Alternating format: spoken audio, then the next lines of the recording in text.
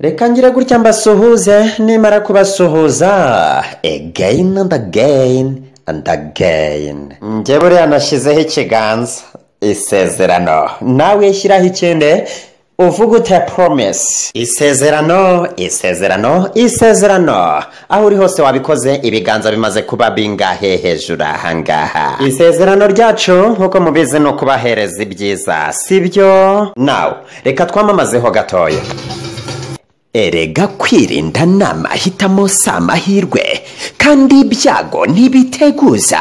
Ntibikiri ikibazo gukoresha gaza uri hose uko uri kose, kuko uretse ibiciro mwatinyutse ku bw'amapromosiyo twabazaniye. Mwatinyaga inkongi y'umuriro iterwa n'iturika rya gaze. Tentimeka Gas Solution yakuzaniye igisubizo. Irinda inkongi y'umuriro ukoresheje Gas Alarm Detector. Iratabaza watinda gutabara ikabyikorera.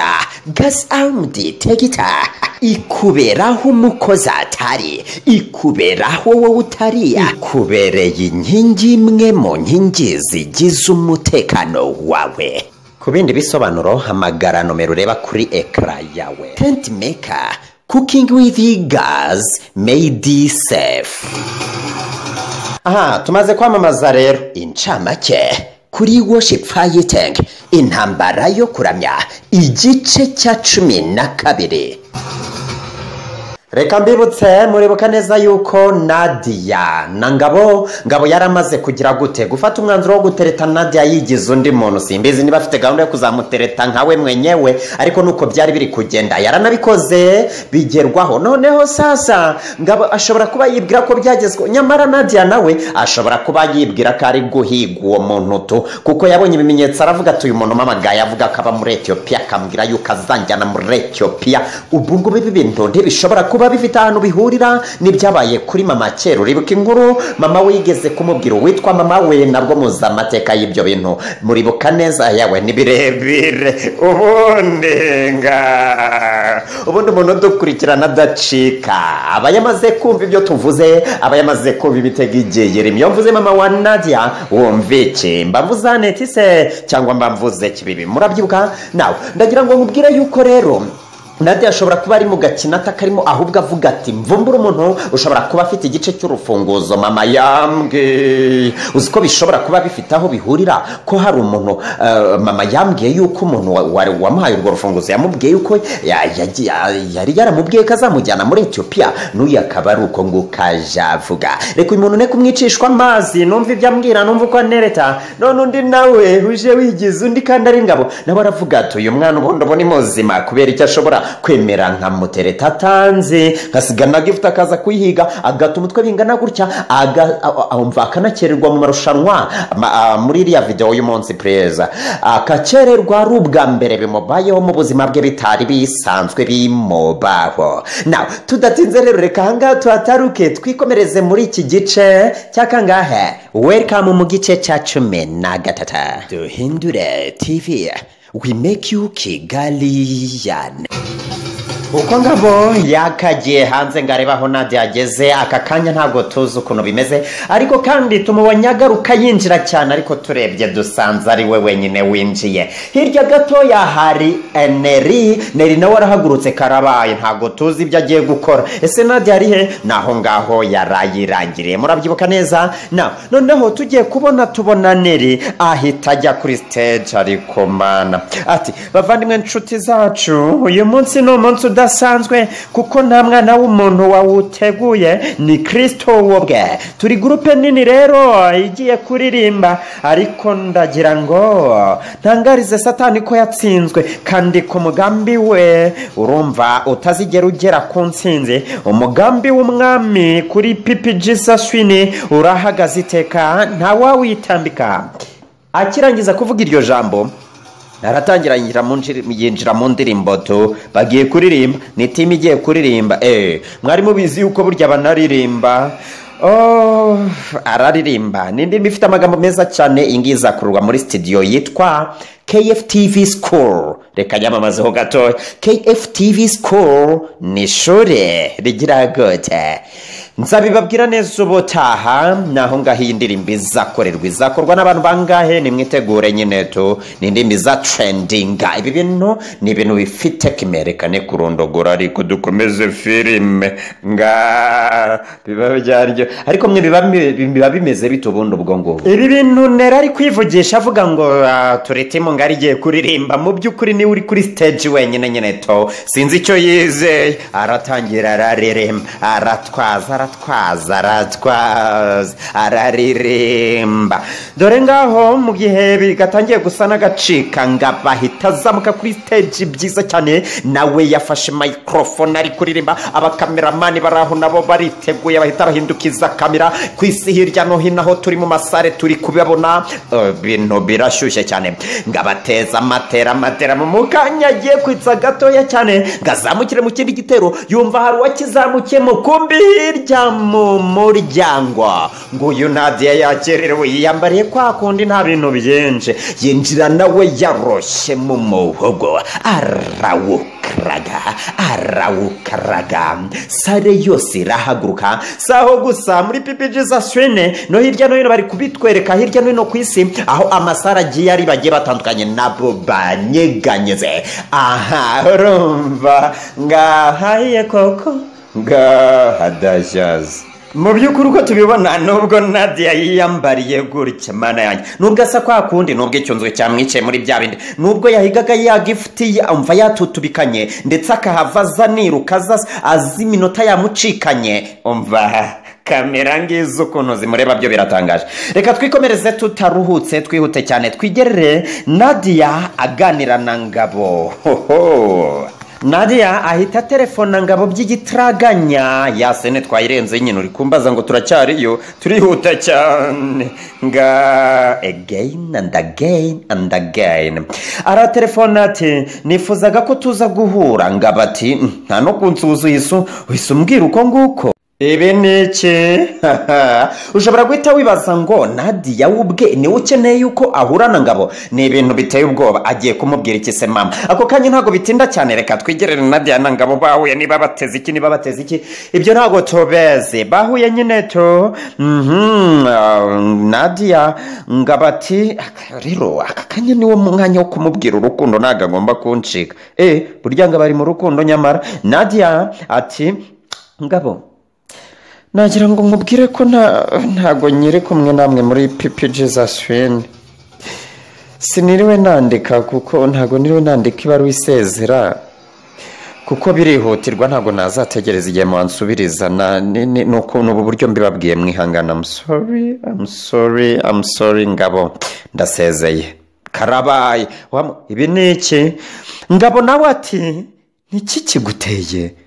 ese ubundi usigaye ufite ikihe kibazo yemwa Nadia ati ntacyo nsigaye nabonye akandi kazi ndi maneko w'ibanga Ngabo nawe ati none hejo nibyo wari watenzemo bituma wica n'ivugabutumwa Nadia ati yego nyine nanjye niyo mpamvu nsezeye nabonye nazakomeza gukora nabi bikabangama mpitamo gusezera Ngabo ati okay nta kundi ngahigendere amuhereza ikiganza Nadia murebe mu maso undi yubike Ngabo ashikuzemo ikiganza Nadia gikomeze hashira akanya Nadia nawe yubika amaso Ngabo nawe yubura amaso amurebe Nadia agerageze gushikuzamo ikiganza nkuko Ngabo yari yabigenje mu kanya Ngabo nawe ahindukira gikomeze nanjye hari icyo nshaka kukubwira Nadia yubura amaso atunguye ibyo agiye kubwirwa akariza Nadia yubike yongere yubure uwo ni Ngabo wacu urabizi Nadia byaba nk'umukororombya ubona hafi yawe ariko kugeraho bikagorana byaba nk'amabara yawo ubarisha amaso n'ubwonko gusa bimereye nk'icyubahiro kiba muri karuvate ariko nyamarira nigana Nadia bimereye nabi I love you please je t'aime ndagukunda Nadia ibi bintu mvuze biremereye kurusha kuyobora Jesus win. Ndavuga pipi Jesus win, ariko ndabivuze. Ndetse n'ibigari muri nge kurusha bariya uzi badukurikira bose. Akariza nasanze undutira byinshi, kuko izuba naho ryatanga urumuri ariko riratwiga. Ukwezi nubwo kwabonesha ariko ntikwashyushya umuntu. Umutako nubwo wataka henshi urabizi ntiwagera ku mutima. Rero Nadia, wowe ntumeze nk'ibi, uri cy'ukuri cyuzuye kandi cyabuze. Nukuri mfata mu kiganza ariko aricyo bitwaye. Nyemerera nkubwira aya magambo, ndumva natinyutse kukubwira, sibyo? Rero niba uri cy'ukuri cyuzuye kandi cyabuze, uyu munsi numvise waburira muri njyewe waye ngabo. Urabyumva ute Nadia? Uyu munsi ndashaka umbwire niba nasaze gushaka kuzuza icyo nyokobukwe yavuze. Urabimbwira kandi uribuka mama akubwira ko ukwiye kundinda nanjye nkakurinda. Rero ntabwo ari byo nitwaje, nta nubwo ari byo umutima wanjye witwaje, gusa ndumva nshaka kukurinda ngufite nawe ukandinda umfite. Numva aricyo kiruta byose Kristo yantungishije. Mfite itunga. Nadia, agafate ku matama kikange, ariko disi ni na keza. Ngaho mbwira, umutima wawe ubyakiriye ute Nadia? Nguteze amatwi. Nadia ati, ese ubundi kubera iki warenze aho utekereza ko ari njye ukwihamagarira? Ngabo nawe ati, ese wowe nomero yanjye itari akazi wayibonye ute Nadia? Nadia nawe ati, nayikuye muri fone yawe kandi ntumbaze byinshi. Oya, ntumbaze byinshi, naho nasanga ifunze ngenda urufunguzo. Ubwo rero kubona nomero yawe ntabwo byari kungora, wimbaza byinshi. Uko avuga atyo ahita acurika umutwe ati, mama yanyise urufunguzo, none nawe urimo urambaza ngo nomero yawe nayivana hese? Nabura aho nyivana gute kandi nitwa urufunguzo? Kandi ubwo ni uko kuko ari kuvuga. Ubwo rero urumva ko ntacyo ntafungura. Wibitindaho ngabo, nta kidashoboka, reka ngende urufunguzo kandi mfite ishema ryo kuba nitwa gutyo. Akivuga atyo ako kanya Ngabo ahita yibuka cya gihe bamwihereranye bari kumubwira bati, nawe ako murabyibuka ko nawe bigeze kumubwira inkuru y'urufunguzo karabaye. Biriya bintu ntabwo twigeze tumenya, gusa umwe yaravuze ngo uwahimbiye inkuru ishobora kugira umumaro. Bivuze ngo umwe we ashobora kuba yarayihimbye, ese undi we byagenze gute ntabwo turabimenya. Aka kanya Ngabo arabyibutse. Nawe urabyibutse, ahita emosiyo zimurenga cyane. Ubwo nawe ntumbaze ibyo atekereje, ahise amusingira aramuhobera cyane. Atekereza, ibi bintu birahura, nitwe mfunguzo, bimubwire mbireke. Byamuhobeye, yamugundiriye, mbese nk'umuntu w'umusore ufite ubwenge, ufite intekerezo zipika kure. Ahise abona ko byanga bikunze nitwe mfunguzo, ibi bintu mbimubwire mbi cyangwa mbireke? Oya. Arangize kumuhobera. Nadia ati, nikize? Nicyo ubaye iki ko ndeba? Ubaye iki Ngabo? Ubaye iki? Ngabo nawe ati, ntacyo ngaho ukomeza umbwire wari uri kumbwira. Ntacyo neza papi mushwara aho ngaho, ndumva icyunzwe kindenze. Komeza umbwire, nta kibazo, nta kintu mbaye, komeza umbwire. Nadia ahita atekereza, kana nawe ntabyo ndimo, nibereye mu butasi. Urumva ndi maneko nawe uransana ibyo by'imihobero yawe. Arangiza ahita amubwira ati, umva Ngabo, ubara amezi 7 nibwo nzaguha igisubizo. Nadia ahita ahaguruka agenda yirase. Ngaho usuye umukobwa utamuhaye urukundo, twibwiraga kamukunda. Ibi ni biki? Twihuse cyane, reka twigerere, twageze kwa Nadia n'ubundi aryamye umva bavuye muri bya bindi byose Nadia atangiye kujya aryama kaburi bitotsi urumva agatangira akibuka bamuhobera yikore kwitama abyuke yongera aryame yibuke cyajya amufata ikiganza agikomeze undi nawe akimufate nanone nawe agikomeze abyuke afate ibiganza bye bwite urumva nyine arabyifashe hose sibyo emosiyo zamutwaye arimo yibuka ibintu asa n'ubyikoresha ko si bineke